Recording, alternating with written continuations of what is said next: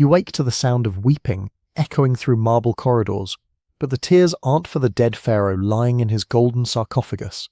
They're for the living heir who can barely walk, whose jaw hangs so misshapen that servants must feed him like a child, whose body trembles with seizures that the court physicians blame on divine possession.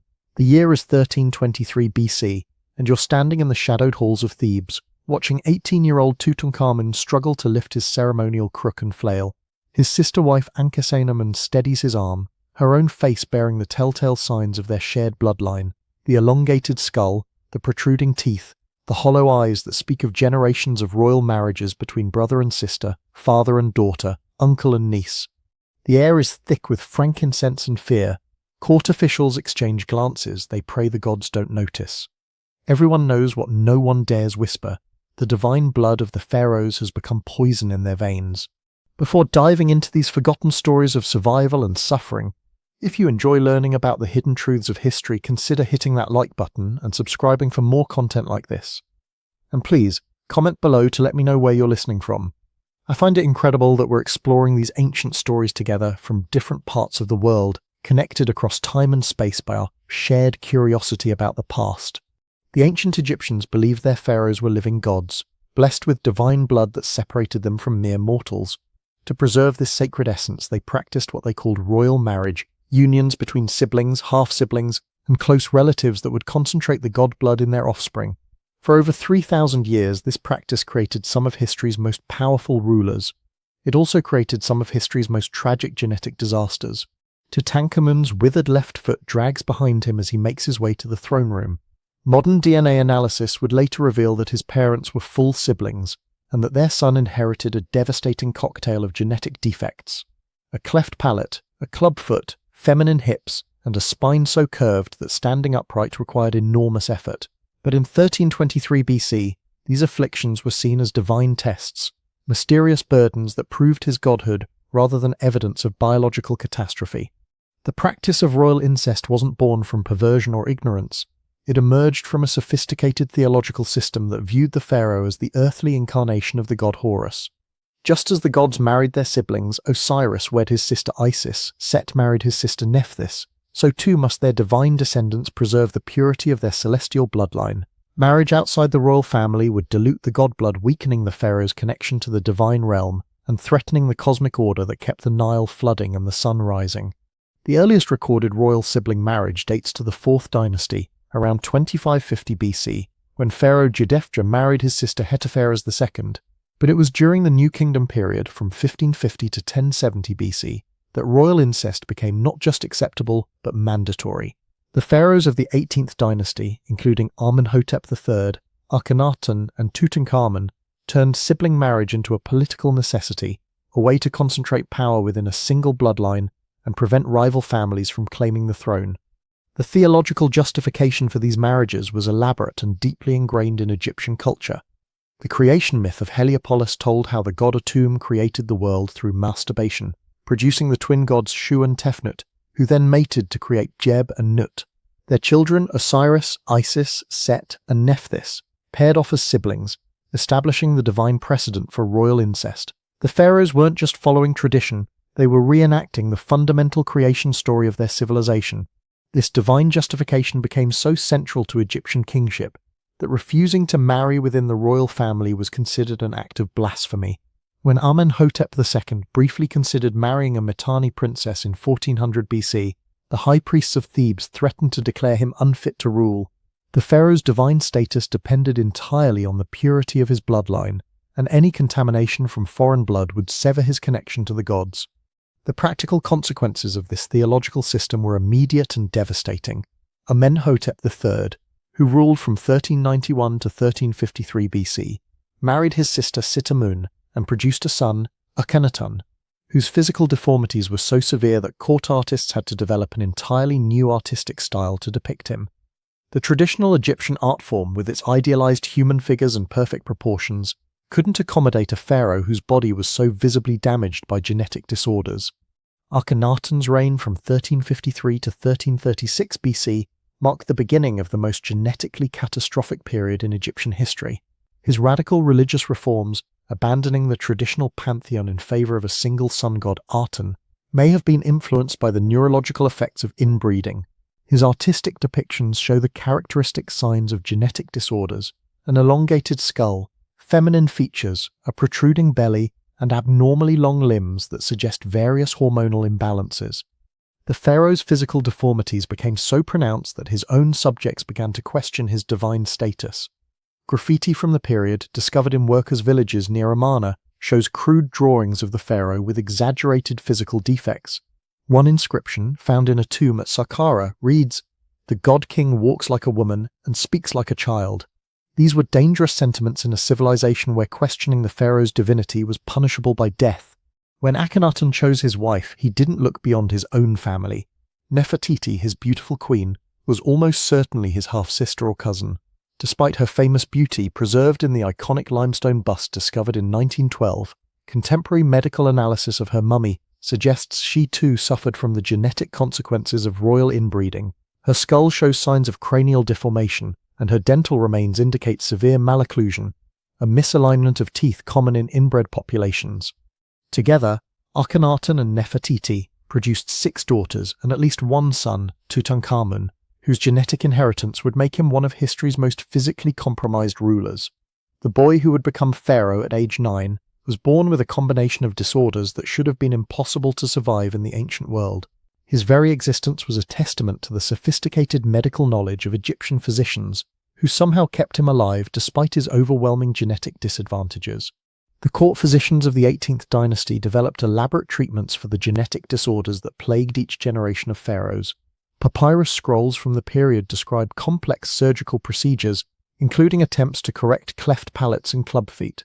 The Edwin Smith Papyrus, dating to around 1600 BC, contains detailed descriptions of neurological disorders that match the symptoms of several inbred pharaohs. These medical texts reveal that Egyptian physicians understood the connection between royal marriages and genetic disorders, even if they couldn't explain it in modern terms.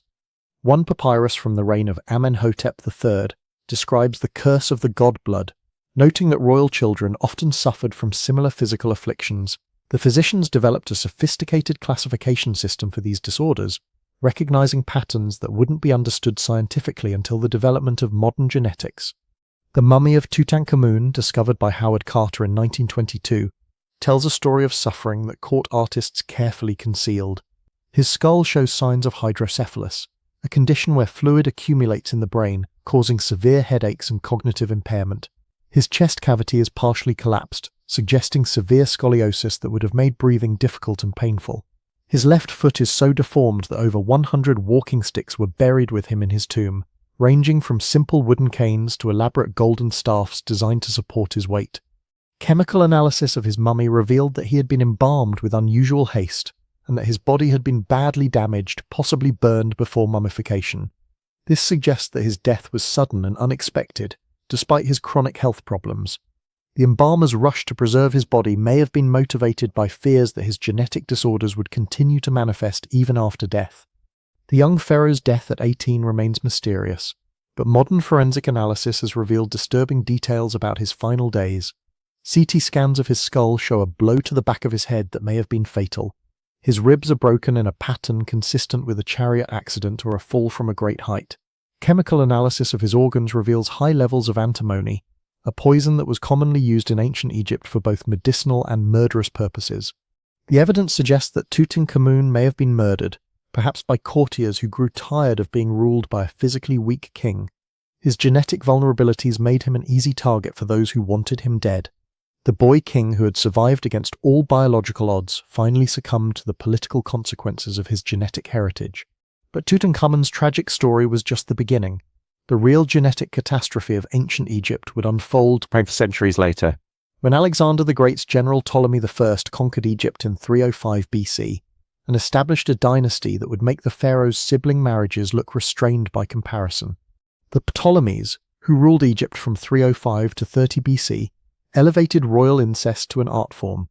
Over the course of nearly 3 centuries, they produced 15 generations of rulers who married their sisters, brothers, daughters, and nieces with such consistency that their family tree looks more like a genetic spiral than a branching genealogy.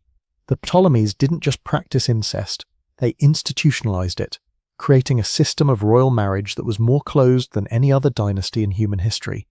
Unlike the pharaohs, who justified their marriages through Egyptian theology, the Ptolemies practiced incest for purely political reasons. As Macedonian Greeks ruling over a conquered Egyptian population, they needed to maintain their ethnic identity while claiming legitimacy as pharaohs. Marrying within their own family served both purposes. It preserved their Greek bloodline while adopting the Egyptian royal tradition of sibling marriage. Ptolemy of Phthia, the dynasty's founder, was one of Alexander's most trusted generals and a skilled politician who understood the delicate balance required to rule Egypt. He married Berenice I, a Macedonian noblewoman, and initially seemed to reject the Egyptian practice of royal incest. But as his reign progressed, he began to see the political advantages of closed marriages. His son Ptolemy II would fully embrace the practice, setting a precedent that would define the dynasty for the next 3 centuries. Ptolemy II, who ruled from 2083 to 2046 BC, set the template for Ptolemaic incest when he divorced his first wife, Arsinoe I, to marry his full sister, Arsinoe II. This wasn't a political marriage or a theological requirement. It was a conscious choice to concentrate Ptolemaic blood in his heirs. The marriage was celebrated with elaborate ceremonies that combined Greek and Egyptian traditions, creating a new royal ritual that would be repeated for generations. The couple's marriage was remarkably successful from a political standpoint. Arsinoe II proved to be a skilled co-ruler who helped expand Ptolemaic power throughout the Mediterranean. She was deified after her death, and her cult became one of the most popular in the ancient world. The political success of this sibling marriage convinced subsequent Ptolemies that incest was not just acceptable but necessary for dynastic survival. The Ptolemies' commitment to sibling marriage was so absolute that they often married multiple siblings in succession.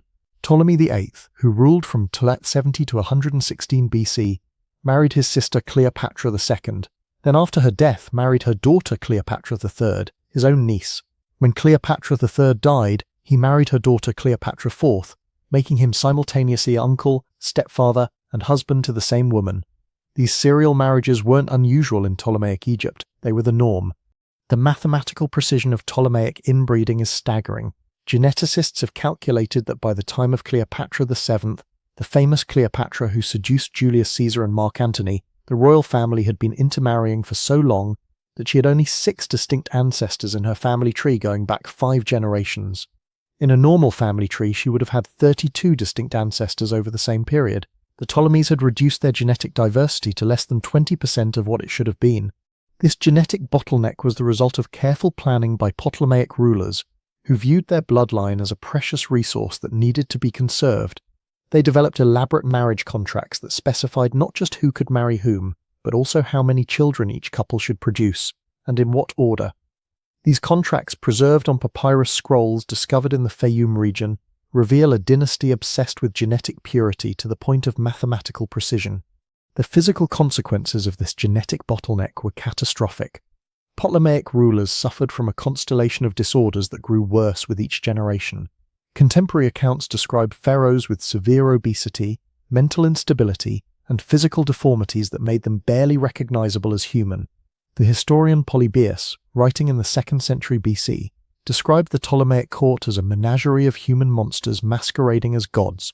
Ptolemy VIII was so grotesquely fat that his subjects nicknamed him Physicon, meaning pot belly.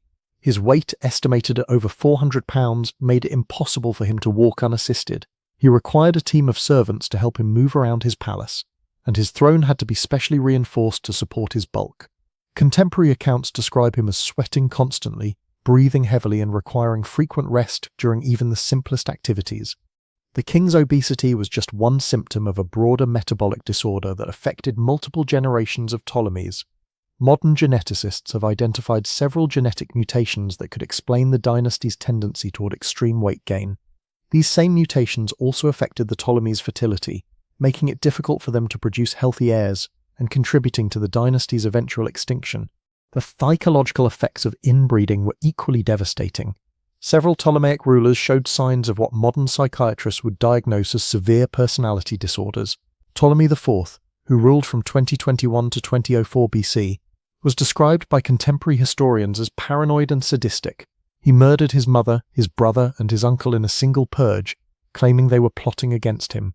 He then married his sister Arsinoe III and forced her to participate in increasingly elaborate religious ceremonies that contemporary observers described as divine madness.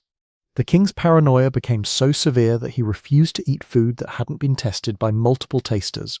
He slept in a different room every night and employed a network of spies to monitor his own family members. His behavior became so erratic that his own ministers began to question his sanity. One contemporary account describes him as a man possessed by demons of his own making. Ptolemy IV's mental instability may have been caused by temporal lobe epilepsy, a condition that can result from the genetic disorders common in inbred populations. The condition causes seizures that can manifest as religious visions, paranoid delusions, and violent outbursts. Several other Ptolemaic rulers showed similar symptoms, suggesting that this particular form of epilepsy was endemic in the royal bloodline. The court physicians of the Ptolemies became experts in managing the medical consequences of royal inbreeding. They developed elaborate treatments for the genetic disorders that plagued each generation, special diets for the morbidly obese pharaohs, mechanical devices to help the physically deformed rulers walk, and potions to calm the psychological disorders that made some rulers dangerous to themselves and others. These medical treatments were recorded in detail on papyrus scrolls that reveal the sophistication of Ptolemaic medicine. The physicians understood that royal genetic disorders were hereditary, even if they couldn't explain the mechanism of inheritance. They developed a system of medical surveillance that tracked the health of royal children from birth, identifying genetic problems early and developing treatments to manage them. One particularly detailed medical papyrus describes the treatment of Ptolemy Niam, who suffered from severe hemophilia, a genetic disorder that prevents blood from clotting properly. The physicians developed a complex regimen of herbal treatments, dietary restrictions, and physical therapy designed to minimize the risk of bleeding. They also created specially designed clothing and furniture to protect the king from injuries that could prove fatal. But the physicians couldn't solve the fundamental problem. Each generation of Ptolemies was genetically weaker than the last. The dynasty's later rulers were increasingly dependent on their advisors, ministers, and foreign allies to maintain power. The royal bloodline that had once conquered Egypt was slowly destroying itself from within, creating a power vacuum that would ultimately be filled by Rome. The political consequences of Ptolemaic genetic decline were profound. As the pharaohs became physically and mentally weaker, real power shifted to court officials, military commanders, and foreign advisors. The traditional Egyptian system of divine kingship, which had maintained stability for over 3 millennia, began to collapse under the weight of genetic catastrophe. The most famous victim of Ptolemaic inbreeding was also its most successful survivor. Cleopatra VII, who became pharaoh in 51 BC, was the product of 11 generations of sibling marriage. Her parents were full siblings, her grandparents were full siblings, and her great-grandparents were full siblings. By any biological measure, she should have been a genetic disaster. Instead, she became one of history's most formidable rulers. Cleopatra spoke 9 languages, was educated in mathematics and philosophy, and commanded the loyalty of one of the ancient world's most powerful armies. She negotiated treaties with Rome, managed Egypt's complex economy, and maintained the loyalty of her subjects despite the political chaos that surrounded her reign. But even Cleopatra couldn't escape the genetic burden of her ancestry. Historical accounts describe her as having an enlarged head, protruding teeth, and a masculine voice, all characteristic signs of inbreeding. Her intelligence and charisma masked physical deformities that would have been obvious to anyone who met her in person. Contemporary Roman sources describe her as physically repulsive but intellectually captivating. The queen's famous beauty, celebrated in countless works of art and literature, was likely more propaganda than reality. The iconic image of Cleopatra as a stunning temptress was created by Roman poets and artists who wanted to explain how she had seduced their greatest leaders. The historical Cleopatra was probably a physically unattractive woman whose political skills and intellectual abilities made her irresistible to powerful men. Her relationships with Julius Caesar and Mark Antony were political alliances disguised as romantic affairs. Caesar needed Egyptian grain and gold to fund his military campaigns, while Cleopatra needed Roman protection to maintain her throne. Their affair produced a son, Caesarion, who inherited his mother's intelligence but also her genetic disadvantages. The boy grew up to be physically weak and mentally unstable, making him unsuitable to rule either Egypt or Rome. Mark Antony's relationship with Cleopatra was similarly pragmatic. The Roman general needed Egyptian resources to fund his war against Octavian, while Cleopatra needed Roman military support to maintain her power. Their alliance produced 3 children, all of whom showed signs of genetic disorders that would have made them unsuitable rulers. The end of the Ptolemaic dynasty came not from genetic collapse but from military defeat. In 31 BC, Octavian's forces defeated Cleopatra and Mark Antony at the Battle of Actium. The battle was decided not by superior tactics or strategy, but by the defection of Cleopatra's fleet, whose commanders had grown tired of supporting a genetically compromised dynasty. Rather than face capture and the humiliation of being paraded through Rome as a trophy, Cleopatra chose suicide. She died on August 30 BC, at the age of 39, ending a dynasty that had ruled Egypt for nearly 3 centuries. Her death marked the end of the last great experiment in royal incest, bringing to a close a genetic disaster that had spanned over a millennium. The aftermath of Cleopatra's death revealed the full extent of the Ptolemaic genetic catastrophe. Octavian's forces discovered that the royal treasury was nearly empty despite Egypt's vast wealth. The pharaohs' genetic disorders had made them incapable of effective governance, and their kingdom had slowly collapsed under the weight of mismanagement and neglect. The royal palaces were filled with evidence of the dynasty's decline. Rooms that had once hosted elaborate ceremonies were converted into medical facilities for treating royal genetic disorders. The famous Library of Alexandria, once the greatest center of learning in the ancient world, had been allowed to decay as successive pharaohs became too mentally unstable to appreciate its value. With Cleopatra's death, the last great experiment in royal incest came to an end. The Ptolemies had proven that a genetically closed royal family could maintain power for centuries, but only at an enormous biological cost. Each generation had paid a higher price for the privilege of pure blood, until finally the dynasty's greatest ruler chose death rather than witness the extinction of her line. The genetic consequences of royal incest weren't unique to Egypt. Throughout the ancient world, ruling families practiced various forms of cousin marriage, sibling marriage, and dynastic intermarriage. The Achaemenid Persian Empire, which ruled from 550 to 330 BC, practiced sibling marriage among its royal family. The Seleucid Empire, which controlled much of the former Persian Empire after Alexander's death, also encouraged marriages between close relatives. But nowhere was the practice as systematic or as devastating as in Egypt. The pharaohs and the Ptolemies created the most genetically closed royal bloodlines in human history, and their dynasties paid the ultimate price for this biological experiment. Their genetic disasters serve as a warning about the dangers of closed breeding systems and the importance of genetic diversity for human survival. The story of Egypt's inbred rulers has taken on new significance in the modern era, as geneticists have begun to understand the full extent of the damage caused by royal incest. DNA analysis of pharaonic mummies has revealed genetic disorders that were far more severe than anyone had previously imagined. These discoveries have revolutionized our understanding of ancient Egyptian history and the biological factors that shaped one of the world's greatest civilizations. The legacy of royal incest extended far beyond the deaths of individual pharaohs.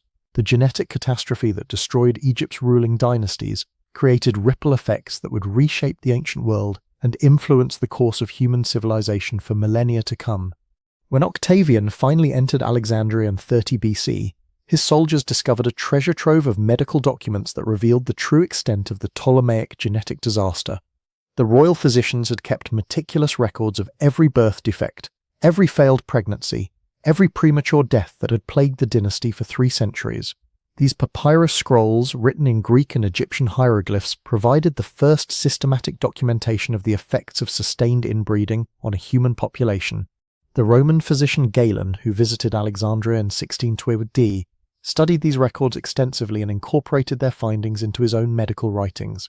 His treatises on hereditary diseases, based partly on Ptolemaic medical documents, would influence European medicine for over 1,000 years. The genetic disasters of ancient Egypt inadvertently contributed to the development of medical science, as physicians struggled to understand and treat the consequences of royal incest. But the most profound impact of Egyptian royal inbreeding was its effect on the institution of kingship itself. The collapse of the pharaonic system demonstrated that divine blood was not enough to sustain a dynasty. The Romans, who inherited control of Egypt, developed a very different approach to imperial succession. Rather than relying on bloodline inheritance, they created a system of adoption that allowed emperors to choose their successors based on ability rather than genetics. The Roman Emperor Augustus, who defeated Cleopatra, was acutely aware of the dangers of hereditary monarchy. He had witnessed firsthand how genetic disorders had weakened the Ptolemies and made them vulnerable to conquest. His solution was to establish the Julio-Claudian dynasty through a combination of blood relations and strategic adoptions that preserved political continuity while avoiding the genetic bottlenecks that had destroyed Egypt's pharaohs. However, even the Romans couldn't entirely escape the allure of royal incest. The Emperor Caligula, who ruled from 37 to 41 AD, was rumoured to have had incestuous relationships with his sisters. His erratic behaviour, which included declaring himself a god and appointing his horse as consul, may have been influenced by the genetic disorders that ran in the Julio-Claudian bloodline. His assassination after just 4 years on the throne demonstrated that even Rome's sophisticated political system couldn't protect a genetically compromised ruler. The Emperor Claudius, Caligula's successor, commissioned a detailed study of the fallen Egyptian dynasties. This research, conducted by the historian Manetho the Younger, produced the first comprehensive analysis of how royal incest had contributed to the collapse of pharaonic power. The study's conclusions were so disturbing that Claudius ordered most copies to be destroyed, fearing they might encourage republican sentiment by demonstrating the inherent weakness of hereditary monarchy. The few surviving fragments of Manetho's work provide chilling insights into the final generations of the 18th dynasty. He describes pharaohs who were so physically deformed that they could only appear in public wearing elaborate masks and ceremonial clothing designed to conceal their disabilities. One passage describes Tutankhamun's immediate predecessor, Smenkhkare, as a king who spoke in whispers and walked with the gait of a crippled child, whose very presence caused his subjects to avert their eyes in shame. The historian also documented the elaborate deceptions used to maintain the illusion of pharaonic divinity. Court artists were required to idealize the physical appearance of rulers, creating artistic depictions that bore no resemblance to reality.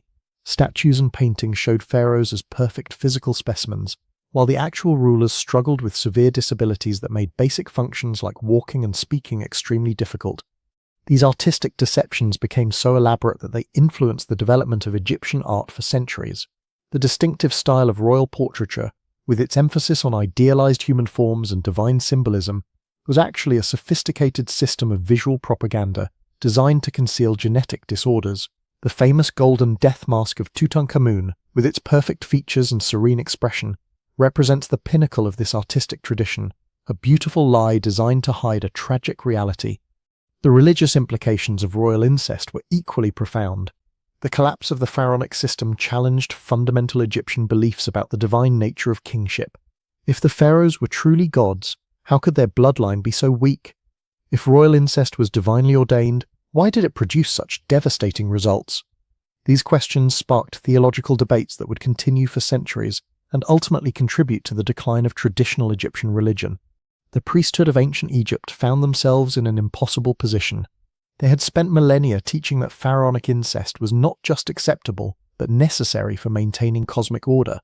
The genetic collapse of the royal bloodlines forced them to develop increasingly complex theological explanations for why the gods would allow their earthly representatives to suffer such afflictions. Some priests argued that the pharaohs' genetic disorders were divine tests, trials that proved their godhood by demonstrating their ability to transcend physical limitations. Others suggested that the afflictions were punishments for unknown sins, cosmic justice for transgressions that mortals could not comprehend. These theological gymnastics became increasingly desperate as the evidence of genetic catastrophe became impossible to ignore. The Egyptian creation myth itself came under scrutiny. If Osiris and Isis had established the divine precedent for sibling marriage, why were their pharaonic descendants suffering such terrible consequences? Some radical priests suggested that the gods had withdrawn their blessing from the royal bloodline, while others proposed that the traditional creation story had been misinterpreted by earlier generations of theologians. The crisis of faith triggered by royal incest contributed to the rise of alternative religious movements in ancient Egypt.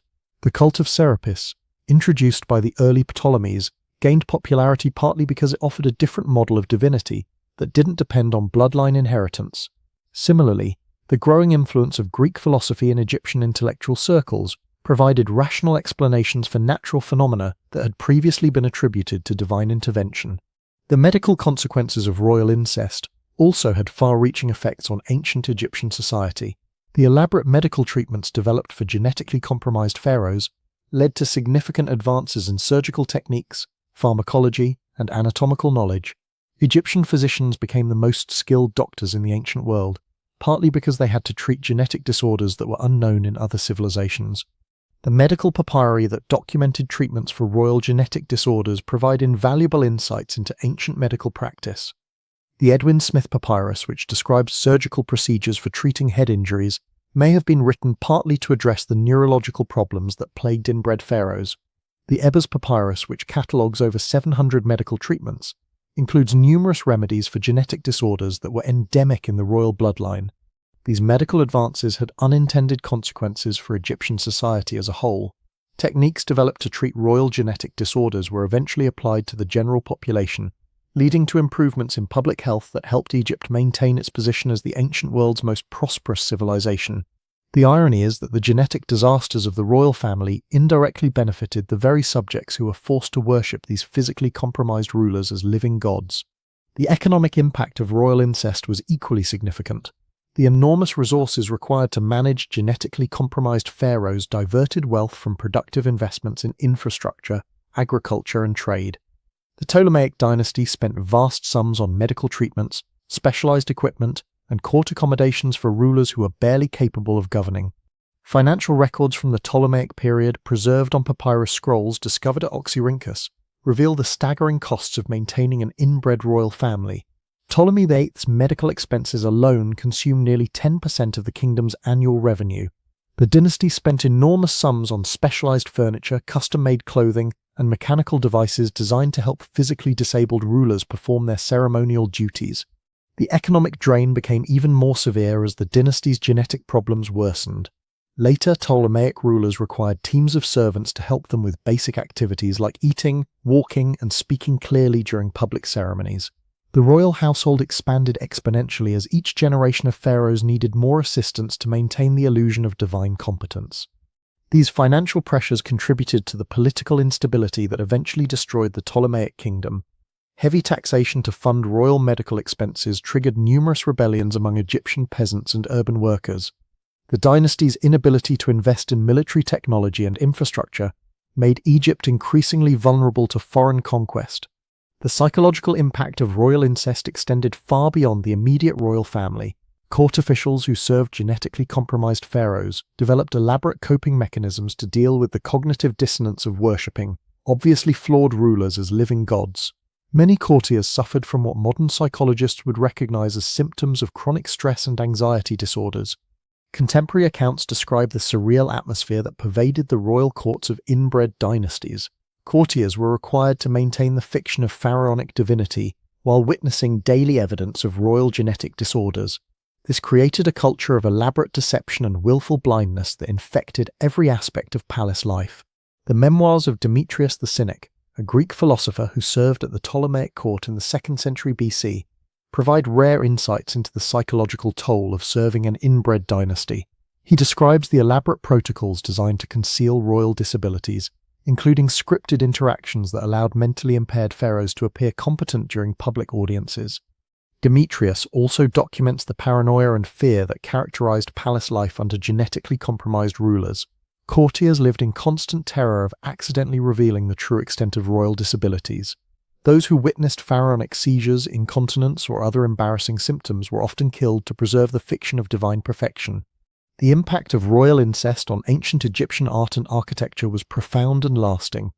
The need to conceal genetic disorders led to the development of highly stylized artistic conventions that influenced Egyptian culture for millennia. Sculptors and painters created an idealized visual language that bore no resemblance to the physical reality of their royal subjects. The famous colossal statues of pharaohs, with their perfect proportions and serene expressions, were actually sophisticated works of propaganda designed to counteract the visual evidence of genetic catastrophe. The more physically compromised a pharaoh was, the more idealized his artistic depictions became. This inverse relationship between physical reality and artistic representation created some of the most beautiful and psychologically complex art in human history. The architectural legacy of royal incest is equally fascinating. Many of the most famous monuments of ancient Egypt were designed to accommodate the physical limitations of genetically compromised pharaohs. The gentle ramps and wide corridors of many royal tombs were built to allow disabled rulers to access their final resting places. The elaborate mechanical devices discovered in pharaonic burial chambers may have been assistive technologies rather than religious artifacts. The Great Pyramid of Giza, long considered the ultimate expression of pharaonic power, may actually represent a desperate attempt to project strength in the face of genetic weakness. The pyramid's massive scale and perfect proportions created an overwhelming visual statement of divine authority that compensated for the physical frailty of the pharaohs who commissioned it. The international reputation of ancient Egypt was also affected by royal incest. Foreign diplomats and traders who visited the pharaonic courts were often shocked by the obvious genetic disorders they witnessed among the royal family. These observations influenced how other civilizations viewed Egyptian claims of divine kingship and contributed to the gradual decline of Egyptian influence in international affairs. Diplomatic correspondence from the Amarna archives reveals the growing skepticism of foreign rulers toward Egyptian pharaohs. A letter from the Hittite king Suppiluliuma I to Akhenaten includes barely concealed mockery of the pharaoh's physical appearance, describing him as the god-king who speaks like a woman and walks like a child. Such diplomatic insults would have been unthinkable during earlier periods when Egyptian pharaohs commanded genuine respect from their international peers. The decline of Egyptian military power was directly linked to the genetic deterioration of the royal bloodline. Pharaohs who could barely walk were incapable of leading armies in battle, forcing them to rely increasingly on foreign mercenaries and allied troops. This military weakness made Egypt vulnerable to conquest and ultimately led to the loss of its independence. The Battle of Actium in 31 BC, which ended Ptolemaic rule, was as much a biological catastrophe as a military defeat. Cleopatra's forces included numerous Egyptian soldiers who had lost faith in their genetically compromised queen. The defection of her fleet reflected the broader collapse of loyalty that occurred when subjects could no longer believe in the divine nature of their rulers. The Roman conquest of Egypt marked the end of the world's longest experiment in royal incest, but it also preserved invaluable evidence of its consequences. Roman administrators who took control of Egyptian archives found thousands of documents that detailed the medical, economic, and political effects of sustained inbreeding. These records would influence Roman imperial policy for centuries and provide modern historians with unprecedented insights into the genetics of ancient royalty. The story of Egypt's inbred rulers serves as a powerful reminder of the biological foundation of human civilization. No matter how sophisticated a culture becomes, it cannot escape the fundamental laws of genetics. The pharaohs and Ptolemies believed their royal blood made them superior to ordinary humans, but their commitment to genetic purity ultimately made them less than human. The weeping that echoed through the marble corridors of Thebes on the day Tutankhamun died wasn't just mourning for a fallen pharaoh. It was the sound of a genetic disaster finally coming to its tragic conclusion, the last whisper of a bloodline that had been slowly destroying itself for over 1,000 years. In their quest to become gods, the pharaohs had forgotten how to remain human, and in the end, that forgetting cost them everything. Their legacy lives on, not in the divine blood they sought to preserve, but in the cautionary tale they left behind, a warning about the price of genetic hubris that echoes across the millennia, as relevant today as it was 3,000 years ago in the shadow of the pyramids.